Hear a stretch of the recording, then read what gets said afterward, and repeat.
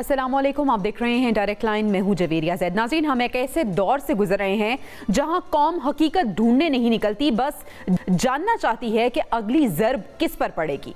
हकीकत और फसाना एक दूसरे में यूं गडमड हैं कि सच तलाश करने वाला खुद धुंध का हिस्सा बन जाता है। आज साबिक डीजी ISI लेफ्टिनेंट जनरल फैज़ हमीद को 14 साल की कैद बामुशक्कत की सजा सुनाई गई और साथ ही 9 मई केसेस के हवाले से सजाओं की बाज़गश्त भी सुनाई देने लगी है। सवाल यहाँ पे ये है कि ये दास्तान कहाँ रुकेगी और अगली बारी किसकी होगी। ये वही बीज हैं जिनका जिक्र ख्वाजा आसिफ करते हैं, बीज जो बरसों में बोए गए, जिन्हें ताकत, मफाद और वक्ती फ़ायदे की खाद मिली और अब कौम इनकी फसल काट रही है। मगर ये फसल किसी एक इदारे, जमात या शख्सियत की नहीं, ये पूरे माशरे की मुश्तरका पैदावार है। हमें इस तल्ख हकीकत को मानना होगा कि हम सब ने अपनी अपनी जगह इस बिगाड़ में हिस्सा डाला है, कभी खामोश रहकर, कभी तालियां बजाकर, कभी मफाद की घास पर सजदा कर कर। सेनेटर फैसल वावडा कहते हैं कि ये तो इब्तदा है, अभी बहुत कुछ बाकी है और शायद वाकई बाकी है, क्योंकि 9 मई के केसेस हों, माजी के तल्ख वाक़यात हों या मौजूदा सियासी इंतशार, हमारे सामने एक मुसलसल खींचातानी है जिसका कोई वाज़े इख्तिताम दिखाई नहीं देता। फौज मुखालिफ मुहिम्मात पर सख्त रद्द अमल हो या सियासी पार्टियों के दरमियान रोजाना की लफ्जी जंग, हकीकत यह है कि रियासत और सियासत दोनों एतमाद के शदीद बहरान का शिकार नजर आते हैं। PTI हो या कुछ दीगर जमातें, किसी ने भी ऐसा बयानिया नहीं छोड़ा जो इंतशार को कम करता हो।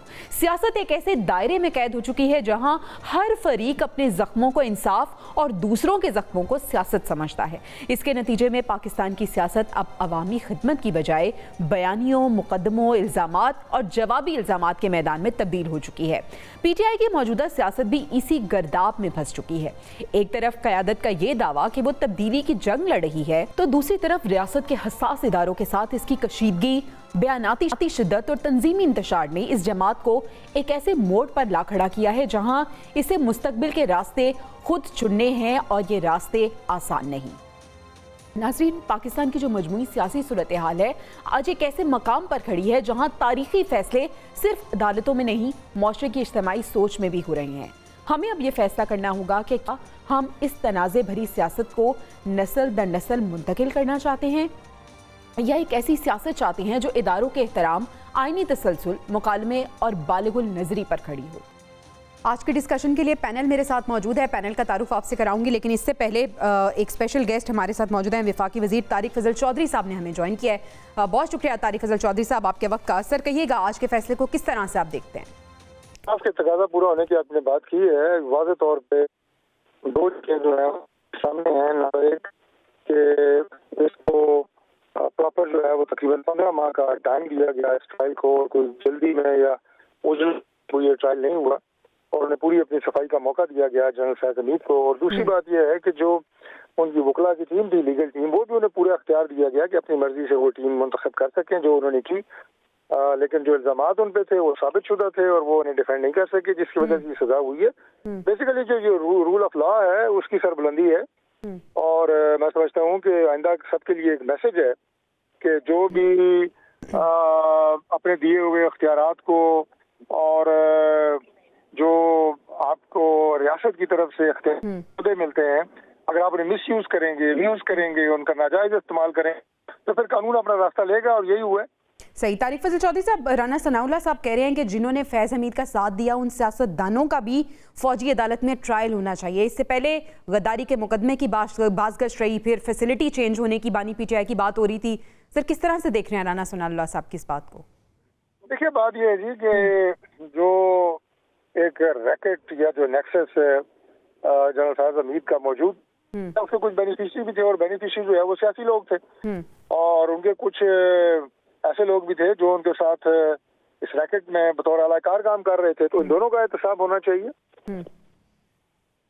ठीक है। और फैसल वावडा साहब जो है वो पहले भी बड़ी हम देख रहे हैं कि खबरें देते हैं, अभी भी वो खबर दे रहे हैं।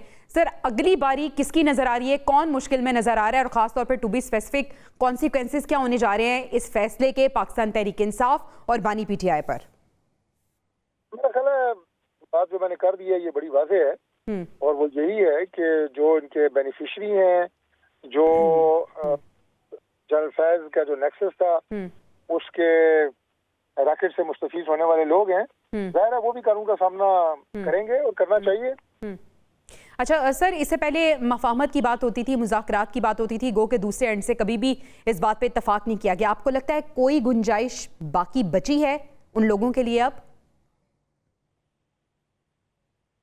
देखिए, मफाहमत की जो बात है जी वो उस वक्त होती है जब कोई सियासी जमात सियासत कर रही हो। पाकिस्तान तहरीक इंसाफ इस वक्त सिर्फ इंतशार फैला रही है, नफरत फैला रही है और रियासती इदारों के खिलाफ जो है वो साजिश कर रही है, जहर उगल रही है। तो इसमें मफाहमत वाली बात कौन सी रह गई है? सही, ठीक है, बहुत शुक्रिया तारिक फजल चौधरी साहब के वक्त का। वफाकी वजीर तारिक फजल चौधरी हमारे साथ मौजूद थे और वो उनके मुताबिक इंसाफ का तकाजा पूरा हुआ है। मेरे साथ मौजूद है, मैं तारुफ करा देती हूँ आज की डिस्कशन के लिए ब्रिगेडियर रिटायर्ड हारिस नवाज साहब, जो कि दिफाई तज्जियाकार हैं, हमें ज्वाइन कर चुके हैं। इसके साथ साथ सीनियर तज्जियाकार अमार मसूद साहब और असदुल्ला खान साहब भी आज की डिस्कशन का हिस्सा होंगे। आप तीनों मेहमानों का शुक्रिया अदा करना चाहूँगी।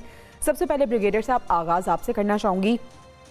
सर, आज का दिन ये कहना गलत नहीं होगा कि एक तारीखी दिन है। मिलिट्री कोर्ट ने आज जो फैसला सुनाया है, सर इस फैसले को आप किस तरह से देखते हैं? क्योंकि पहली दफ़ा ऐसा हुआ है कि पाकिस्तान में ISI के सरबराह का कोर्ट मार्शल के बाद हमने देखा है कि उनको सज़ा सुनाई गई है। सर, इतना बड़ा ओहदा, इतना सेंसिटिव ओहदा और उस ओहदे पे रहने वाले शख्स को ये सज़ा सुनाना कैसे देखते हैं आप? देखिए जवेरिया, बात यह कि बिल्कुल 75 साल में फर्स्ट टाइम इतने सीनियर सेंसिटिव अपॉइंटमेंट के ऑफिसर को एक सजा मिलना।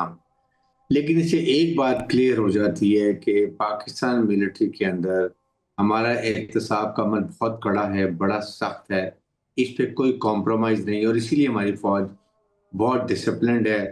और आपने देखा होगा कि बिल्कुल वो ऑर्डर्स को ओबे करते हैं। दे फोकस्ड ऑन द सिपाही सलार, चीफ आर्मी स्टाफ या chief of defence forces being field marshal Asim Munir उधर देखते हैं। और कभी हमारे ट्रुप्स में ऐसी बात नहीं हुई है। हालांकि बड़ी कोशिश की गई है, दुश्मन ने भी यही कोशिश की है किसी तरीके से देर रिलाइज कि पाकिस्तान फौज को कमजोर करोगे तो पाकिस्तान को नुकसान होगा, और वो एक नैरेटिव को लेके चलते रहे हैं। सो इसमें अब आप ये देखेंगे, इसमें उनके पास चार्जेस थे जो रिलेटेड थे, मिलिट्री रिलेटेड चार्जेस थे, जिसमें नंबर 1 था कि उन्होंने सियासत में हिस्सा लिया, जबकि 2-3 साल के लिए बैन होता है, आप नहीं ले सकते, और बहुत ज़्यादा सख्ती के साथ उस पर अमल किया। फिर उसके बाद नंबर 2 अगर आप देखेंगे, पाकिस्तान सीक्रेट एक्ट की वायलेशन उन्होंने की, जो कि नहीं करनी चाहिए। नंबर 3 उनका है कि वो मिसयूज ऑफ अथॉरिटी अपनी इस्तेमाल की, बहुत बड़ी अथॉरिटी थी वन से मोर के। और लास्ट थी कि आपने पर्सनल लोगों को नुकसान पहुंचाया इसी चक्कर के अंदर, जिसकी वजह से इंसाफ के तकाजे पूरे करते हुए इसीलिए 15 महीने लगे। जो उनकी रिक्वायरमेंट थी, जिसको एविडेंस सफाई के लिए लाना चाहते लेकर आए, वकील किया, सब कुछ हुआ, सारी चीजें करने के बाद फिर उसके बाद ये केस क्लोज हुआ, फिर उनको सजा दी गई है। और अभी भी उनके पास ये रेमेडी अवेलेबल है कि गो टू हाई कोर्ट पे जाकर रेमेडी ले सकते हैं, वहां तक अपील करें और एविडेंस से दिफा की सफाई की वो भी लेकर आए। लेकिन इस पे कोई कॉम्प्रोमाइज, और फिर देखें सीनियर ऑफिसर हो, जूनियर ऑफिसर हो या सिपाही हो, सबके लिए एक कानून है और बड़ी सख्ती है। और खास तौर पे आप जो मेरी हैरान होंगे, हमारी रेजिमेंट में अगर एक सिपाही भी भगौड़ा होता है और वो 1 साल के बाद आता है, उसको 1 साल जेल की सजा होती है, तो पूरी रेजिमेंट को एक परेड ग्राउंड में फॉलो किया जाता है। वहां पर उसके खिलाफ चार्ज अनाउंस होता है, जो एडजुटेंट होता है, और फिर उसके बैजेस स्नैच किए जाते हैं, खींचे जाते हैं, उतारे जाते हैं, बैज, कंधे के शोल्डर, सब रैंक्स, ताकि लोगों को पता चले कि आप गलती करेंगे तो ये आपके साथ भी होगा। It should act as a deterrent, सबक आमोद होना चाहिए, और इसी वजह से ये ब्रिगेडियर साहब, सवाल बहुत ज़्यादा हैं, लेकिन दीगर मेहमानों को भी शामिल गुफ्तगू करते हैं। फिर बारी बारी मैं अपने सवालों को आपके सामने रखना चाहूँगी और क्लियर करना चाहूँगी उनके जवाबात को। अमार साहब, सबसे पहले तो फैसले के हवाले से ही आपसे भी पूछना चाहूँगी कि आप इस डिसीजन को किस तरह से देखते हैं? सर, साबिक DG ISI फैज़ हमीद को 14 साल कैद बामुशक्कत की सज़ा सुनाई गई है। कितना आपने देखा है कि क्लैरिटी आई है मिलिट्री के अंदर, जो अकाउंटेबिलिटी प्रोसेस है, कितना क्लियर नज़र आया हमें? देखिए, ये बहुत बड़ा फैसला है, ये बहुत तारीखी फैसला। जैसे कि ब्रिगेडियर साहब भी अभी फरमा रहे थे कि इस स्टैचर के, इस लेवल के किसी ऑफिसर को आज तक इस तरह की सजा नहीं दी गई, ना उसका कोर्ट मार्शल किया गया। एक बात तो बड़ी वाज़ेह है और वो एहतसाब के हवाले से है। हम हमेशा ये बात किया करते थे कि ये अपना एहतसाब उस तरह नहीं करते जिस तरह सिविलियन का एहतसाब होता है, तो इदारे ने अपने माथे से ये बात को धो दिया है और अब हर लेवल के ऑफिसर का एहतसाब हो भी रहा है, सज़ा भी हो रही है, पब्लिक ह्यूमिलिएशन भी होती है, जो कि हम पहले सिर्फ सियासतदानों की देखा करते थे। इसका मतलब है कि इदारे को अपनी जो नॉर्म्स हैं, अपने जो कवानीन हैं वो अजीज हैं, मुल्क का मफाद अजीज है, मुल्क का वकार अजीज है और कोई शख्स चाहे उसका रैंक कुछ भी हो, अगर उसके अंदर रखना डालने की कोशिश करता है तो वो सजा का मूजिब होगा। ये सूरत हाल अब देखिए, हमने DGISPR से अक्सर मुलाकात होती है, बुलाते भी रहते हैं, वेरी काइंड ऑफ हिम, और उनसे अक्सर ये सवाल किया कि इतना अरसा हो गया फैज हमीद साहब का फैसला क्यों नहीं आया। तो उन्होंने हमेशा ये बात की कि ये फैसला जरा मुख्तलिफ नौइयत का है, ये किसी जवान का, किसी सूबेदार का फैसला नहीं है, ये सिर्फ किसी एक जनरल का फैसला नहीं है, ये साबिक DGISI का फैसला है और वो साबिक DGISI बहुत ही पावरफुल ओहदा है इस मुल्क में। तो इसलिए इसके अंदर तमाम कानूनी जरूरतें पूरी की जा रही हैं, उनको जो वकला की मदद चाहिए वो उनको वकला की मदद फराहम की जा रही है, जिस तरह के गवाहान वो पेश करना चाहते हैं उनकी तरसील का काम हो रहा है, हर तरह से, हर एंगल से, जो कि एक मुल्जिम को जो जो सहूलत मिलनी चाहिए वो सारी सहूलत मिली। उसके बाद 15 माह की तफ्तीश के बाद, कानूनी कार्रवाई के बाद ये नतीजा निकाला गया कि जो 4 इल्जामात उनके ऊपर हैं, सियासत में मदाखलत का, ऑफिशियल सीक्रेट एक्ट का, अपने इख्तियारात से तजावुज का और दूसरे अफराद को नुकसान पहुंचाने का, चारों इल्जामात उन पर साबित हुए और वो इस सजा के मूजिब हुए। ये बात, जैसे फैसल वाडा कह रहे हैं, ये बात अभी अधूरी है। अगर हम इन चारों काउंट्स की बात करें तो हर काउंट पर हमारे साथ ये इस पे हम बाद में बात करते हैं। हमारे साथ असदुल्ला खान साहब भी मौजूद हैं। असदुल्ला खान साहब, अभी यकीनन जैसे फैसल वाबडा भी कह रहे हैं और एलामिये में भी हम देख रहे हैं कि कहा गया है कि मुजरिम की सियासी किरदारों से मिलकर सियासी हंगामा आराई और अदम इस्तेहकाम फैलाने की कोशिशों समेत कुछ दीगर मामलात हैं, उनको अलग से देखा जाएगा। सर, वो तो अलग से देखे जाएंगे, लेकिन अभी जो 4 हमने देखा है कि उन पे चार्जेस लगे हैं जिस पे ये सजा सुनाई गई है, इसको आप किस तरह से देख रहे हैं?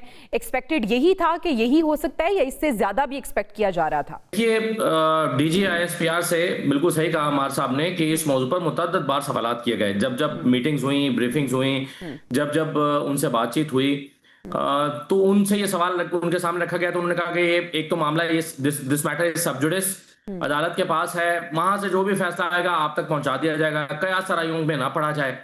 लेकिन इसके बावजूद हमने देखा कि कुछ लोगों ने कयास आराइयां की। फैसल वाडा का भी जिक्र हुआ, उन्होंने कयास आराइयां इस पर की। उन्होंने कहा कि जी 14 साल की सजा तो होनी चाहिए जी, और फिर 14 साल की सजा हुई। मैं ये नहीं कहता कि उनकी ख्वाहिश पर हुई या उनकी फरमाइश पूरी करने के लिए हुई, लेकिन बहरहाल वो कयास आराइयां तो करते रहे। हालांकि इस पर कयास आराइयां बिल्कुल नहीं होनी चाहिए थी। ये तो एक ऐसा मामला था जो अदालत के पास था और सवाल की नौयत में भी जब DGISPR के पास रखा गया तो उन्होंने यही कहा कि भाई इस पर बिल्कुल मैं कोई कमेंट इसलिए नहीं करूंगा कि मामला अदालत के पास है। अभी भी जितना फैसला आ गया है उस पर बात हो जानी चाहिए। जो मुस्तकबिल के लिए चीजें छोड़ दी गई हैं उस पर फिर कयास आराई नहीं करनी चाहिए, क्योंकि वो मामला अगेन अदालत के पास है। तो इसलिए इससे ज्यादा हो सकता है, क्या हो जाएगा ये कयास आराई के ज़ोन में आ जाएगा, तो मैं तो इससे गुरेज करूंगा। लेकिन हम ये देख रहे हैं कि जितनी भी कयास आराइयां और जिस शख्स की हम बात कर रहे हैं जो कयास आराइयां कर रहे हैं वो सच साबित हो जाती हैं। जी, ये तो चले उनको बुजुर्गों की कोई अता है कि वो जो कहते हैं वो बात सही साबित हो जाती है। मैं इसको उनकी इस खूबी को चैलेंज तो नहीं कर सकता, ये तो अच्छी बात है। कुछ लोग तो कहते हैं कि वो दावा नहीं करते, वो प्रेडिक्शन नहीं करते, वो खबर देते हैं। तो मैं इस पर भी कमेंट नहीं करता कि वो खबर देते हैं या प्रेडिक्शन करते हैं, पेशगोई होती है उनकी। लेकिन बहरहाल इससे आगे बढ़ते हुए जो इंपॉर्टेंट बात है इसमें, बिल्कुल सही कहा जनरल साहब ने, ये गैर मामूली चीज है। ब्रिगेड साहब जो कह रहे थे कि गैर मामूली चीज है, यानी ऐसा इस तरह इस नौयत का इतना सख्त फैसला इतने बड़े अफसर के लिए आ जाना ये कोई मामूली बात नहीं है। और इंटेंशन बिल्कुल क्लियर है फौज की कि इस तरह के मामलात में वो अपने सीनियर 3 अफसरान को भी स्पेयर करने के लिए तैयार नहीं है। तो जाहिर है इसमें फिर मैसेज भी है, और मैसेज है पॉलिटिकल पार्टीज के लिए और खास तौर पर पाकिस्तान तहरीक इंसाफ के लिए। तो मेरे ख्याल में लाजमी तौर पर PTI पर दबाव बढ़ेगा। सही 9 मई के हवाले से अगर जाहिर है सियासत में हिस्सा ले रहे थे तो किसके लिए ले रहे थे? दूसरा फरीक कौन था? अपना जाती तौर पर तो अगर फैज हमीद साहब जो है वो किसी एक पॉलिटिकल पार्टी के साथ मिलकर अपने सियासी अज़ाइम की तकमील करना चाहते थे, अगर ऐसा ही था तो फिर जाहिर है वो दूसरी पॉलिटिकल पार्टी या फरीक दोयम जो है उसके ऊपर भी दबाव आएगा।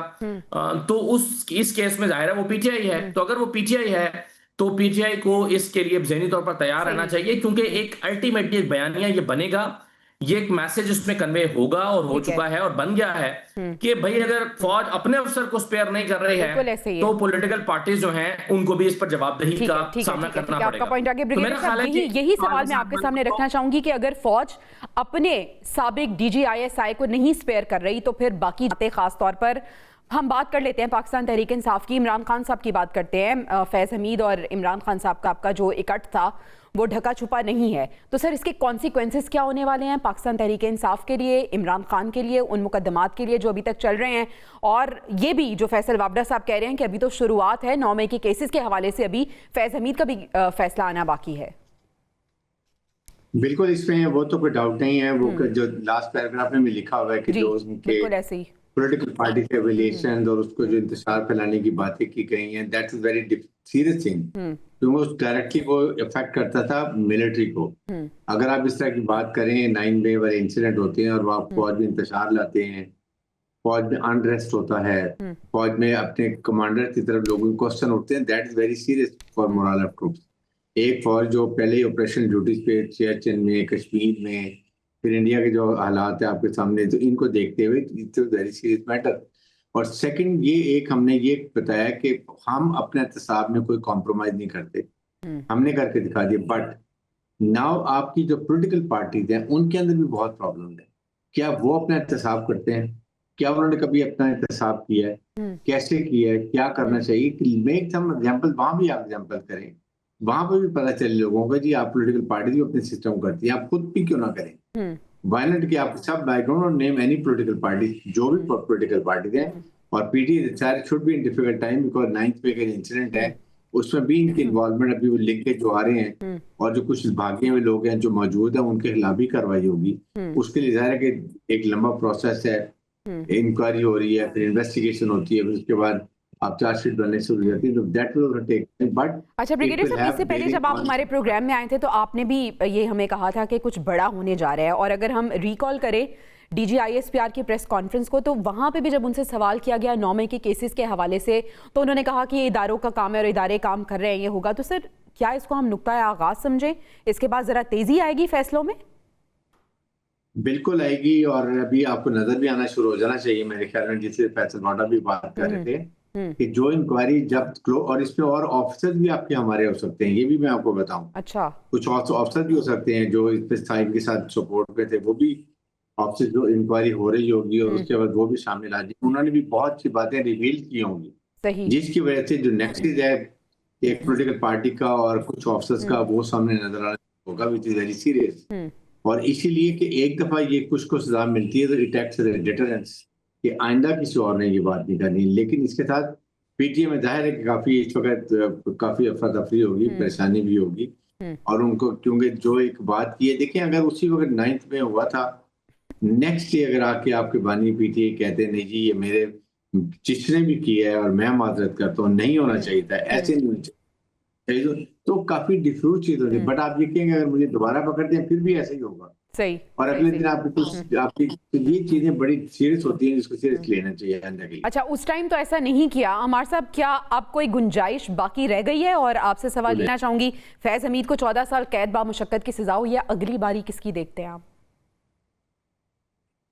बहुत साफ सी बात है कि इसके इंसाफ की बारी आएगी और इमरान खान साहब की बारी आएगी। फौज ने ये बात वाजे कर दी है कि जहां एहतसाब का मामला हो, जहां इंसाफ का मामला हो, यहाँ वतन से मोहब्बत का मामला हो, तो अगर कोई शख्स इसके खिलाफ है, बेशक हमारा कितना ही बड़ा, कितना ही अजीज, कितना ही काबिल ऑफिसर क्यों ना हो, हम फिर इंसाफ करेंगे और कोई दकीका फरोगुजाश्त नहीं छोड़ेंगे।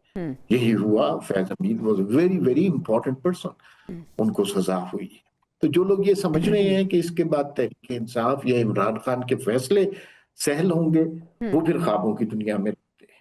जब फौज ने अपने इतने बड़े ऑफिसर के खिलाफ ये फैसला किया है, तो इमरान खान तो बहरहाल उनकी मावनत से ये सारा काम कर रहे थे। इसमें देखिए इमरान खान के जराइम बेतहाशा हैं, तोशाखाना भी है, अलकादर ट्रस्ट भी है, और पंजाब में करप्शन भी है, उस्मान बुज़दार भी है, वो सारी बातें ठीक है। लेकिन जो 9 मई है ना, वो फौज के सीने पर एक जख्म है। ये नहीं हुआ कभी माजी में कि आप कोर कमांडर के घर पे हमला कर दें, आप जीएचक्यू पर चढ़ाई कर दें, आप शहदा की यादगारों को नजरे आतिश कर दें, आप रेडियो पाकिस्तान जो एक तारीखी इमारत है उसको आग लगा दें। ये कभी भी नहीं हुआ। तो वो फौज अगर इस मामले में तसाहुल से काम लेती है, थोड़ी सी नरमी बरतती है, तो फौज का अपना सिस्टम गड़बड़ हो जाएगा। मेरा ख्याल में 9 मई के हवाले से जब फैसले आएंगे तो उसमें मुल्जिम चाहे फैज हमीद हो, चाहे इमरान खान हो, वो फैसले सख्त फैसले होंगे। ये उन सख्त फैसलों की इब्तिदा हमें नजर आती है, इसका अंजाम बहुत शदीद होगा और बड़े ब्लीक दिन तहरीके इंसाफ के आने वाले। सही। असदुल्ला साहब, पाकिस्तान तहरीके इंसाफ के अंदर यकीनन बेचैनी की सी सूरत हाल होगी, परेशानी है, कोई ऑप्शन बचा है पाकिस्तान तहरीके इंसाफ के लिए? नहीं, मेरा नहीं ख्याल कि पीटीआई के अंदर कोई परेशानी होगी इससे। अच्छा। ना वो घबरा रहे होंगे, ना परेशान हो रहे होंगे। जिसको पहले ही बेहुदा और फजूल तरीन केसेस में 10-10 साल की सजाएं दी जा चुकी हों, वो मजीद क्या घबरा रहा होगा? वो जेल में बैठा है, कैद तन्हाई में है एक शख्स, पार्टी खत्म हो चुकी है, पार्टी का नाम निशान छीन लिया गया है, उसके इलेक्शन को जिस तरह से भी वो करा लें, फैसला हो चुका है कि तस्लीम नहीं किया जाएगा। इदारे अपना एक बाइस्ड रवैया उसके लिए जो है वो शो कर रहे हैं, तो वो क्या परेशान होंगे? जिन केसेस का जिक्र हो रहा है, अलकादे, तोशाखाना, ये इद्दत केस, साइफर केस, ये सारे फजूल और बेहुदा केसेस है जो बनाए गए हैं। एक इसमें कानूनी तकाजे पूरे नहीं किए गए। आप, मैं, बाकी मेहमान, बाकी लोग, क्या उनको नजर नहीं आता जो तोशाखाना का केस पहला बनाया गया था, वो जो दिलावर साहब थे, उन्होंने किस तरह से वो फैसला लिखा था, किस तरह से उसमें कानूनी, तो मैं कोर्ट में जाकर कवर करता रहा हूं, इसलिए मैं तो ये कह सकता हूं कि उसमें कानूनी तकाजे पूरे नहीं हुए। ये मेरी ओपिनियन है उसके बारे में। और जब अदालत में आया तो क्या हुआ उस केस का? साइफर के बारे में खुद इस्लामाबाद हाईकोर्ट ने, जस्टिस आमिर फारूक साहब ने उसमें इमरान खान को बरी कर दिया। क्या रह गया वो केस? इद्दत के केस में क्या है? क्या आप नहीं जानते कि इद्दत का केस किस किस्म का बेहुदा केस था जो बनाया गया था? अलकादिर में 190 मिलियन पाउंड, रोज हम सुनते हैं कि 190 मिलियन पाउंड का डाका डाला गया है। वो किधर है भाई? 190 मिलियन पाउंड सरकार के खजाने में पड़े हैं, तो डाका किसने डाला है? तोशाखाना के लिए अगरचे मेरा इस पर मौक़िफ़ यह है, मैंने खुद इमरान खान साहब के सामने बैठकर अपनी उनसे सवाल की सूरत में उनसे ये कहा था कि आपको ये, और मैं अपनी कई मर्तबा ये राय अपने प्लेटफॉर्म्स पे दे चुका हूं कि तोशाखाना की गंद में इमरान खान को कत्ल नहीं पड़ना चाहिए था। लेकिन इसके बावजूद इसमें गैर कानूनी चीज क्या हुई है? गैर कानूनी तो ये हो रहा है कि तोशाखाना का केस बनाने के बाद तोशाखाना 2 भी बनाया गया है, जबकि एक जुर्म में एक से ज्यादा केसेस नहीं बन सकते। तो अदालतों को और केसेस को तो हमने मजाक बना के रख दिया है। ये बात पूरी कौम को, जब आप इस तरह से अदालतों के निजाम को, इस तरह के केसेस को चलाएंगे, सब सारे केसेस एक तरफ, 9 मई के केसेस के हवाले से क्या कहेंगे आप? हाँ, 9 मई के केसेस बिल्कुल अदालत में हैं, आज तक उसमें सजाएं नहीं हुई।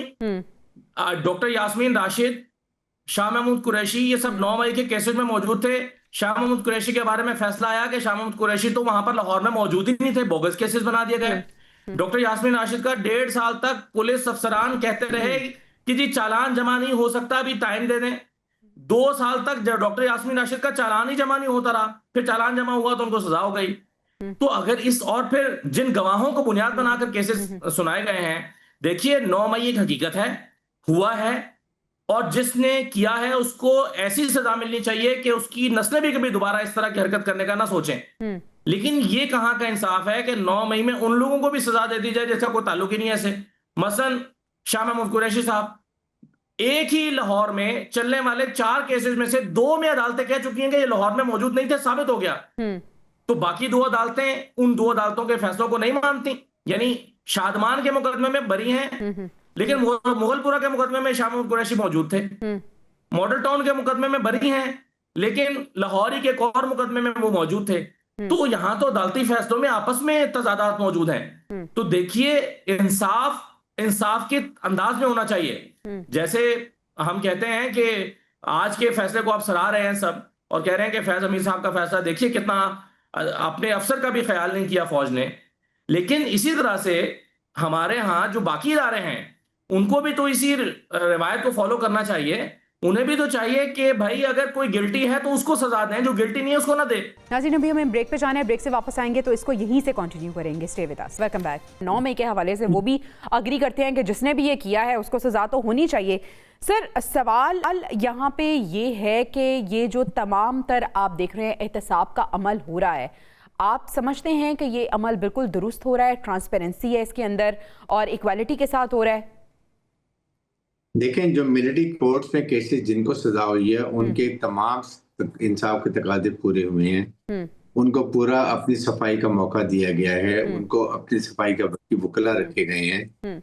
हर चीज को करने के बाद उनको सजाएं मिली हैं और वो सब सारे के बाद they have all the right. अभी जाके वो अपने हाई कोर्ट पे जाके अपील करें, अगर आप गलत समझते हैं तो वहां उनको रेमेडी मिल जाएगी। अगर वाई पर्सन थी, हर एक को जो गिल्टी था सिर्फ उसी को सजा मिली है और किसी को सजा नहीं मिली है, ना मिलती है ना। इतनी जब बैठते हैं ओथ लेते हैं उसके अंदर ऐसी बात नहीं होती कि आप गलत किसी को सजा देंगे। इनके लिए 15 महीने इसलिए लगे जल इनके लिए फैज के लिए कि वो पूरा एक एक चीज पूरी गई, कंप्लीट। और अभी भी सर सजा के खिलाफ अपील कर सकते हैं?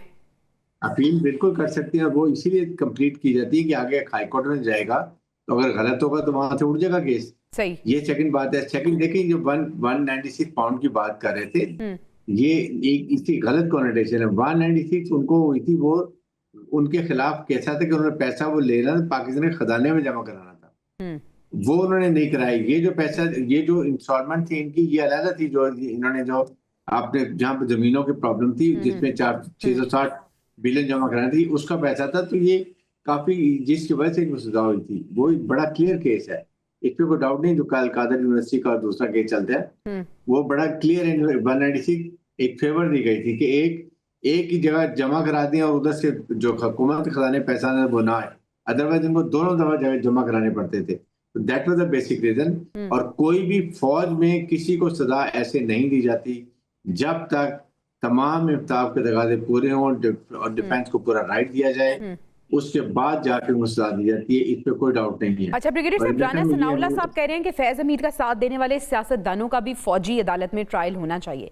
इससे पहले ये भी र्यूमर्स थी कि फैसिलिटी को चेंज किया जाएगा, इमरान खान साहब ये डियाला जेल से उन्हें मुंतकिल कर दिया जाएगा। तो सर, क्या आपको लगता है कि ये बनाया जा रहा है, एक सिलसिला बनाया जा रहा है और एट द एंड होना यही है कि फैज हमीद और इमरान खान इकट्ठे होंगे किसी फैसिलिटी में और इस तरह से ही फौजी अदालत में ट्रायल होने जा रहा है इनका?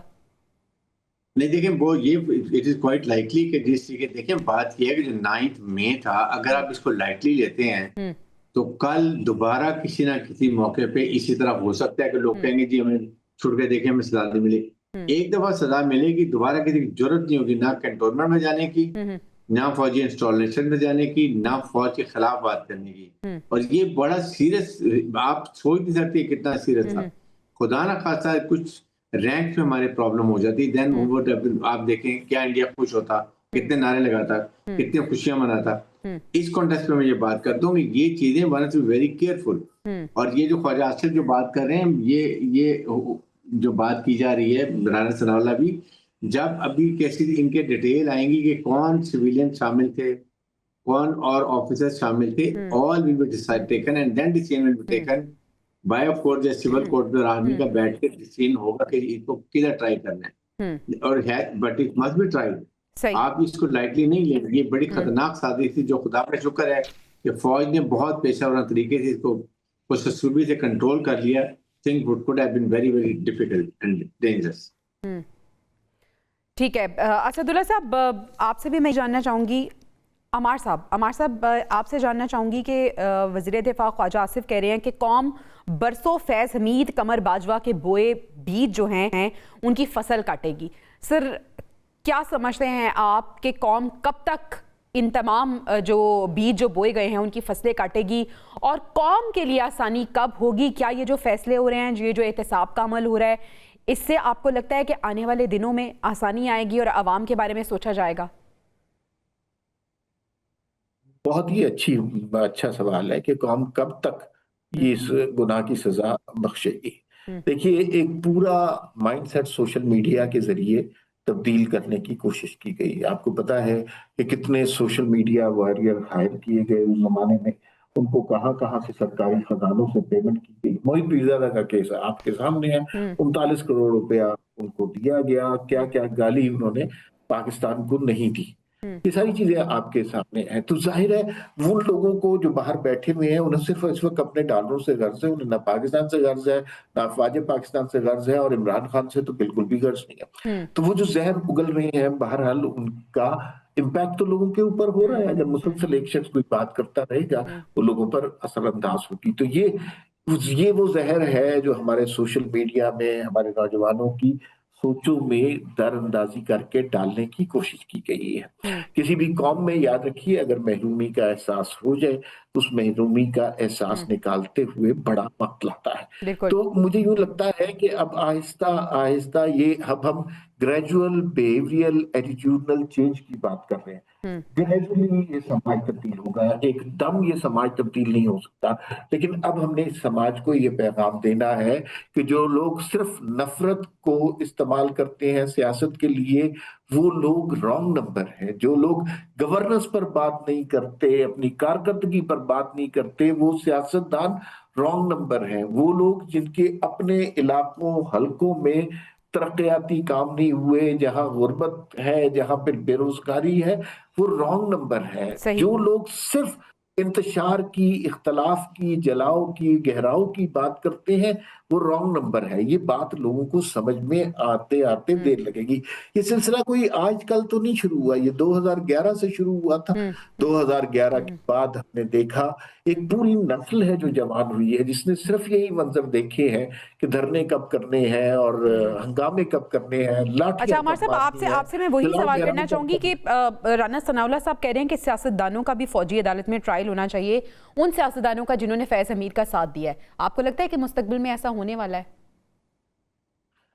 मैं ज़ाती तौर पे ये समझता हूँ कि वो तो फैसला हो जाएगा कि सियासतदानों का फौजी अदालतों में फैसला होना चाहिए कि नहीं, लेकिन ये ऑप्टिक्स के लिए अच्छा नहीं होगा। अच्छा, मेरे ख्याल में सिविलियन का ट्रायल फौजी अदालतों में नहीं होना चाहिए, उनका सिविलियन अदालतों में होना चाहिए, क्योंकि इससे जो पैगाम जाएगा ना, फर्ज कीजिए कि आप फौजी अदालतों में सिविलियन का ट्रायल करते हैं, उससे जो पैगाम जाएगा, जो ऑप्टिक्स जनरेट होंगे, वो बहुत अच्छे नहीं होंगे। तो इसलिए इससे जिस हर हद तक मुमकिन एतराज करना चाहिए। लेकिन पता है क्यों फौजी ट्रायल होगा जी, उनके पास क्या जस्टिफिकेशन है? इसलिए कि ये जुर्म जो है, जैसे 9 मई का हम जिक्र कर रहे हैं, ये जुर्म किसी शहबाज शरीफ के खिलाफ थोड़ी हुआ है, ये जुर्म किसी बिलावल भुट्टो के खिलाफ थोड़ी हुआ है, ये जुर्म अफवाज पाकिस्तान और रियासत पाकिस्तान के खिलाफ हुआ है। तो जिसके खिलाफ जुर्म हुआ है वो चाहता है कि फिर इंसाफ का तराजू भी मेरे पास हो। ऐसा नहीं हो सकता कि जुर्म किसी और के ऊपर किया हो और इंसाफ कोई और करे। उनकी जस्टिफिकेशन भी गलत नहीं है, इसलिए कि गाली दी गई है तो फौज को गाली दी गई है। आप देखिए यूट्यूबर्स क्या कर रहे हैं और बेतहाशा लोग उनको हल्लाशेरी दे रहे हैं। ये जो माइंडसेट है, अगर आप में से कोई शख्स ये समझ रहा है कि ये अगले 10 दिन में बदल जाएगा, अगले 50 दिन में बदल जाएगा, 1 साल में बदल जाएगा, तो गलत है। अच्छा अमर साहब, आप सोशल मीडिया की बात कर रहे हैं, ये सवाल मैं असदुल्ला के सामने रखना चाहूंगी। असदुल्ला साहब, सोशल मीडिया ने जहां पीटीआई को आसमान पे पहुंचाया, तो हमने ये भी देखा कि सोशल मीडिया ही पाकिस्तान तहरीक इंसाफ की पस्ती की चाबी बना हुआ है। और इंटरेस्टिंग चीज़ ये है कि पाकिस्तान तहरीक इंसाफ के अंदर जो मौजूद लोग हैं, जो आला ओहदों पर फाइज है, जब उनसे भी सवाल किया जाता है कि ट्विटर हैंडलर कौन है जो ये तमाम कियोस क्रिएट करता है, तो वो कहते हैं कि बानी पीटीआई के अलावा हम भी नहीं जानते कि ट्विटर चला कौन रहा है, जिसकी वजह से ज़्यादा मसले मसाइल क्रिएट होते हैं। क्या कहेंगे आप इस पर? जी बिल्कुल, देखिए इस पर आने से पहले आपके सवाल का मैं जवाब देता हूँ, लेकिन आप अभी ख्वाजा आसिफ साहब की बात कर रही थी कि ख्वाजा आसिफ साहब ने जनरल फैज की और जनरल बाजवा के खिलाफ बात की है, तो इस पर आपने पिछले दिनों सुना होगा, हनीफ अब्बासी साहब ने पिछले दिनों ये कहा कि ये एहसान फरामोश हैं। खुद अपने कोलीग के बारे में, ख्वाजा आसिफ के बारे में कहा एहसान फरामोश है, जिनसे फायदा उठाया आज उन्हीं को बुरा भला कह रहे हैं, और कल को मौजूदा क़यादत के बारे में भी इस तरह के अल्फाज इस्तेमाल कर सकते हैं। यानी वो ख्वाजा आसिफ साहब जिन्होंने अपनी हारती हुई सीट पर जनरल बाजवा को रिक्वेस्ट करके वो सीट हासिल की, और वो इसका इतराफ करते हैं कि हाँ मैंने मैसेज किया था और 2018 के इलेक्शन में, तो उन ख्वाजा आसिफ साहब को आप क्या कोट करें? दूसरा देखिए, ये मेरे लिए बड़े काबिल एहतराम है ब्रिगेड साहब भी, लेकिन ब्रिगेड साहब कहते हैं कि कानून के तमाम तकाजे, इंसाफ के तमाम तकाजे निचली अदालतों में पूरे हुए हैं। अगर तोशा खाना में इंसाफ के तकाजे पूरे हुए थे तो फिर हाई कोर्ट में पहले ही 2-4 समातों में वो केस उड़ कैसे गया? और अगर इंसाफ के तकाजे ये साइफर केस में पूरे हुए थे तो बरी कैसे हो गए हाई कोर्ट में? अगर निचली अदालत में इंसाफ के तकाजे जो है वो अलकादिर केस में पूरे हुए हैं तो 12 महीने हो गए हैं, 12 महीने हो गए हैं, सजा मुअत्तली की दरखास्त फिक्स ही नहीं हो रही। सही। तो अगर अदालतें अपना काम कर रही हैं तो आईन और कानून तो कहता है कि उसकी सजा मुअत्तली की दरखास्त को सुना जाए, और अगर उसका केस कमजोर है और उसको सजा मुअत्तल की जा सकती है तो उसकी सजा मुअत्तल कर दी जाए जब तक कि मेन अपील ना लगे। लेकिन यहाँ अदालत केस में बरी करना या उसको सजा बरकरार रखना तो दूर, समातों को फिक्स ही नहीं कर रही है। 12 महीने से, जनवरी में फैसला आया था, दिसंबर में हम बैठे हुए हैं। तो अगर इंसाफ के तकाजे, क्या ये इंसाफ के तकाजे का पूरा होना है कि 12 महीने में आप केस ही फिक्स ना करें? आप ये इसके दलील में कहेंगे, इसके जवाब में कि जी माजी में भी होता रहा है। अगर माजी में भी होता रहा है तो गलत होता रहा है, और अगर आज भी हो रहा है तो गलत हो रहा है। 2 wrongs don't make 1 right। तो इस पर तो किसी को इख्तलाफ नहीं हो सकता।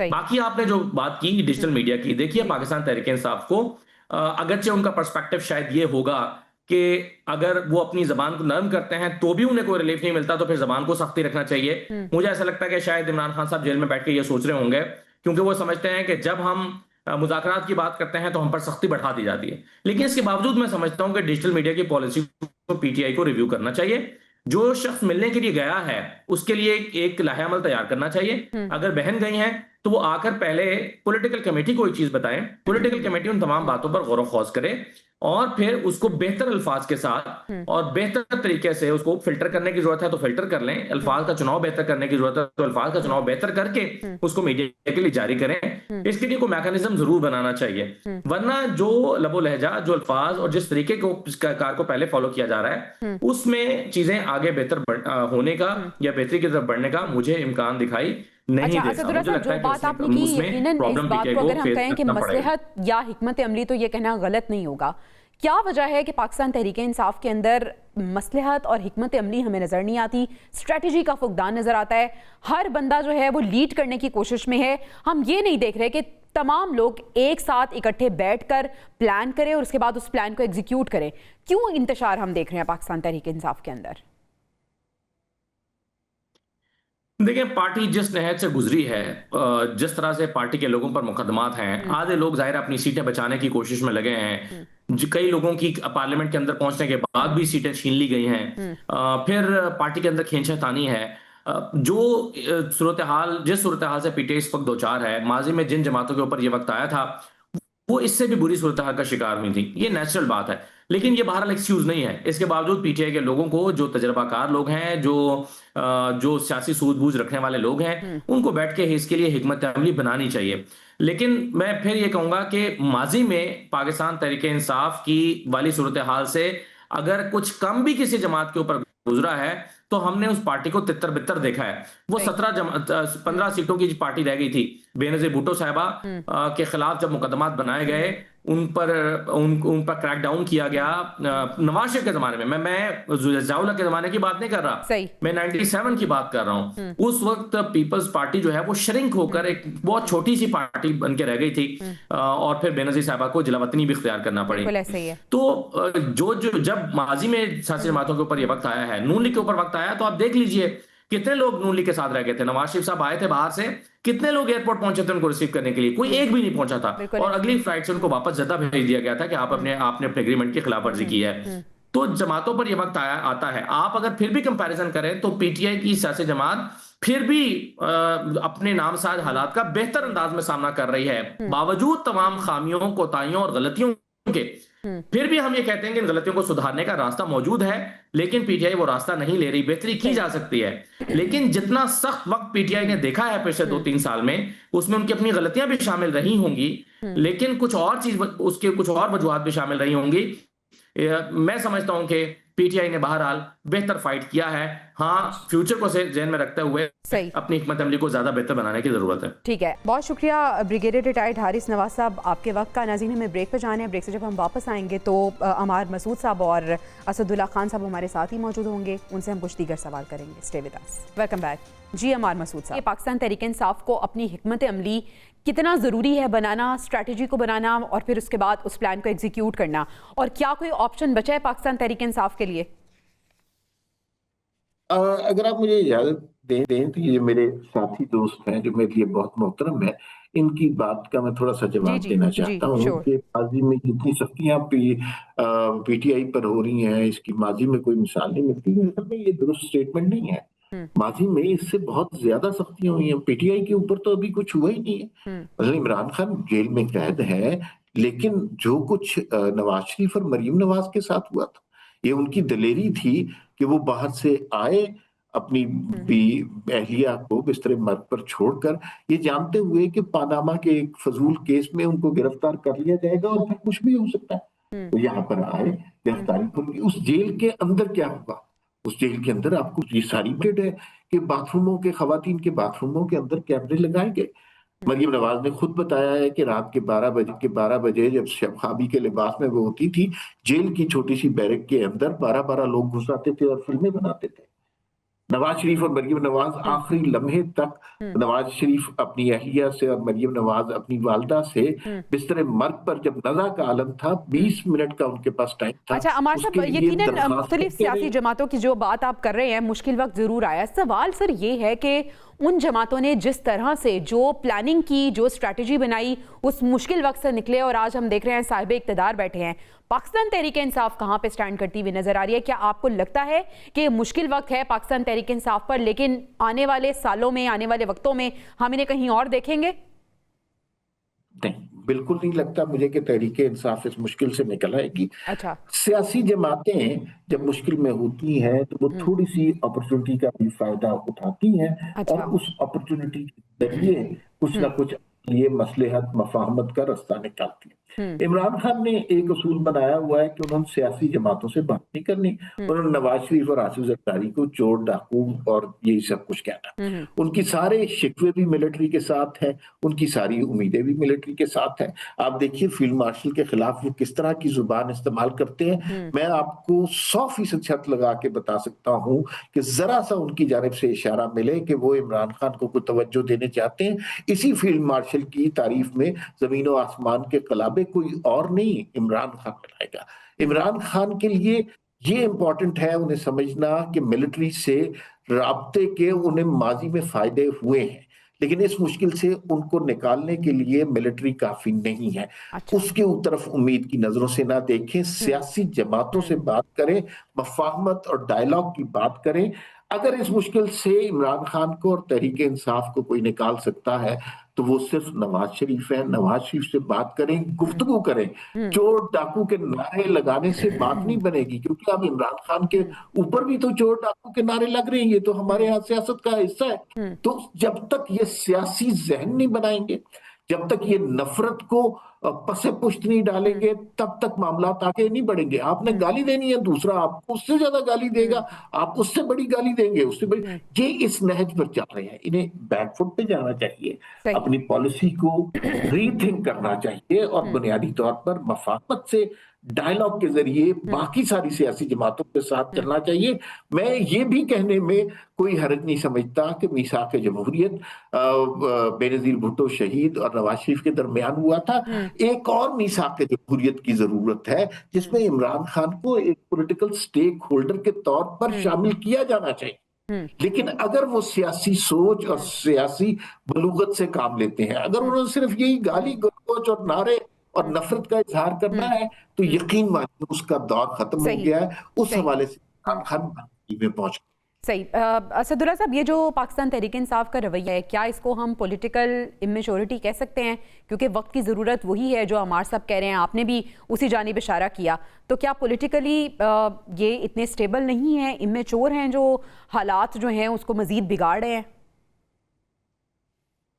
तो देखिए जो हुकूमत वक्त है उसकी पॉलिटिकल मैच्योरिटी के बारे में आप क्या कहेंगी कि जब 2 महीने हो गए ऑपोजिशन लीडर लगाने के लिए ऑपोजिशन ने समरी भेजी हुई है और हुकूमत वक्त के जो स्पीकर साहब हैं, स्पीकर एयाज सादिक साहब, वो अपना ऑपोजिशन लीडर नहीं लगाना चाहते अपने ईवान के अंदर। 2 महीने से ना ऑपोजिशन लीडर ईवान में कौमी असेंबली में लग रहा है ना सेनेट में लग रहा है। तो क्या ये पॉलिटिकल बिहेवियर है, क्या ये पॉलिटिकल रवैया है? जब ऑपोजिशन लीडर हुआ करते थे उमर अयूब साहब, उन्होंने 2 मरतबा वज़ीर आज़म को खत लिखा कि चीफ इलेक्शन कमिश्नर को लगाने के लिए, उसकी तैनात, उसके तकर्रुर के लिए मुशावरत का आगाज किया जाए। आज तक वज़ीर आज़म ऑफिस ने उन खुतूत का जवाब नहीं दिया। क्या ये पॉलिटिकल मैच्योरिटी है? क्या ये सियासी रवैया है? देखिए, सारे इल्जामात एक पार्टी को देना दुरुस्त नहीं है। इमरान खान साहब, आपने कहा कि सियासी रवैये का मुजाहरा करें। क्या उन्होंने ऑपोजिशन लीडर लगाने के लिए और पार्लियामेंट के अंदर रहते हुए ऑपोजिशन लीडर लगाने के लिए एक शख्स के नाम का इंतखाब एक सियासी जमात ने किया है? तो क्या आप उनकी नामजदगी ना करके सियासी रवैये का सबूत दे रहे हैं? तो मेरा ख्याल है कि जो हुकूमत है वो भी कोई बहुत ज्यादा आला रिवायात कायम नहीं कर रही है। ये हॉन्ट करेगी नून लीग को भी कल को, जब उनसे पूछा जाएगा कि आपने ये क्यों किया, आपने ऐसा क्यों नहीं किया। दूसरा, आपने जो सवाल आपके ने जो अल्फाज इस्तेमाल किया मसलहत का और मुफाहमत का, आपने कहा कि माजी में भी सियासी जमातों पर वक्त आया, लेकिन उन्होंने मसलहत के साथ और मुफाहमत के साथ उन्होंने रास्ता निकाला। अब वो जो मसलहत और मुफाहमत थी माजी में, उसको हम उर्फ आम में डील कहते हैं। माजी की सियासी जमातों ने डील की, एनआरओ किया वापस आने के लिए, डील की यहां से जाने के लिए, डील की वापस आने के लिए। गए थे तो कॉन्विक्ट थे, वापस आए तो कॉन्विक्शन खत्म हो चुकी थी, वापस आए तो अदालत में जाए बगैर ही उनको राहदारी जमानत मिल चुकी थी, सरेंडर किए बगैर ही एक कॉन्विक्ट जो लेकिन मैदान में लड़ने के लिए मैदान में रहना तो जरूरी है ना। जी बिल्कुल सही है, ये बात ठीक है, मैदान में रहना जरूरी है। लेकिन एक शख्स का नजरिया है, वो कहता है कि जी मैं मैदान में खड़ा हूं, मैं मुल्क छोड़ के नहीं जा रहा, मैं फाइट कर रहा हूं, लेकिन मैं डील नहीं करूंगा। अब आप डील को मसलहत का नाम दें, मुफाहमत का नाम दें, एक शख्स समझता है कि वो ये नहीं करेगा। सही। अब ये उसकी सियासी सोच है, सियासी राय है, आप उसे गलत कह सकते हैं, आप उससे इख्तिलाफ कर सकते हैं, लेकिन ये उसकी राय है। बिल्कुल बिल्कुल बिल्कुल बिल्कुल। वो कहता है कि जी मैं अदालतों से अपने मुकदमा का सामना करूंगा। यकीनन ये उनकी राय है। आखिर में अमार साहब, आपसे यही सवाल करना चाहूंगी, असदुल्ला साहब जो बात कर रहे हैं कि डील की बात कर रहे हैं कि ये मुफाहमत मसलहत को वो कह रहे हैं कि डील इसको हम कहेंगे दूसरे लफ्जों में, क्या वाकई ये डील है? और माजी में भी बात हुई है डील की, अभी भी इमरान खान साहब कहते हैं कि डील मैं बिल्कुल नहीं करूंगा। सर, आपको लगता है कि ये डील है, और अगर डील भी है तो कितनी जरूरी है इनके लिए मैदान में रहने के लिए, लड़ने के लिए?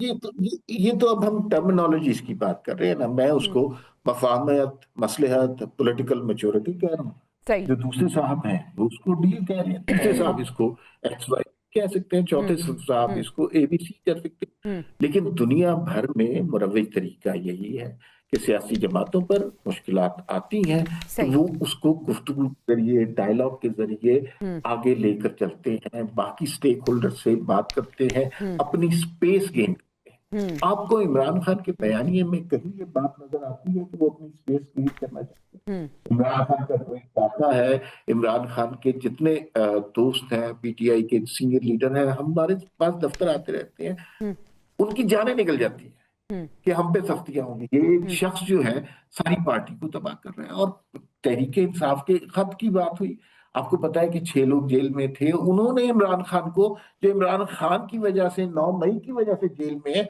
उन्होंने इमरान खान को खत लिखा कि भाई कोई मसलहत बात करते। लेकिन उन लोगों को भी इग्नोर किया गया, और पार्टी के अंदर जो मौजूद आला ओहदों पे लोग हैं वो भी अगर मुफाहमत की बात करते हैं तो उनको इग्नोर किया जाता है, क्योंकि दूसरी तरफ प्लानिंग, स्ट्रेटेजी कुछ और है, बयानिया कुछ और है, और उसी को लेकर वो चलना चाहते हैं। बहुत शुक्रिया अमार मसूद साहब और असदुल्ला खान साहब हमारे साथ मौजूद थे। नाजरीन, प्रोग्राम का वक्त खत्म हुआ चाहता है, इंशाल्लाह आपसे कल मुलाकात होगी। अल्लाह ने के बाद।